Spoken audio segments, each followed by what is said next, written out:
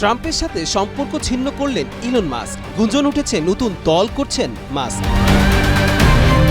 নতুন রাজনৈতিক মেরুকরণের ইঙ্গিতে উত্তাল যুক্তরাষ্ট্রের রাজনীতি। প্রযুক্তি জগতের সিংহপুরুষ ইলন মাস্কের সঙ্গে সকল সম্পর্ক ছিন্ন করেছেন মার্কিন প্রেসিডেন্ট ডোনাল্ড ট্রাম্প। এনবিসি নিউজকে দেয়া এক সাক্ষাৎকারে ট্রাম্প স্পষ্ট ভাষায় জানান, তিনি মাস্কের সঙ্গে সম্পর্ক পুনরস্থাপনে আগ্রহী নন।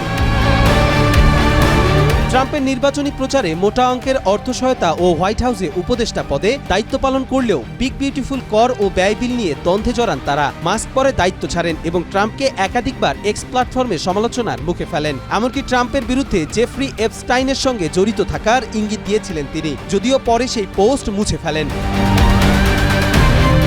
ট্রাম্প তার ট্রুথ সোশ্যালে প্রতিক্রিয়ায় মাস্ককে পাগল বলে আখ্যায়িত করেন এবং তার বিভিন্ন প্রতিষ্ঠানের সরকারি চুক্তি বাতিলের হুমকিও দেন।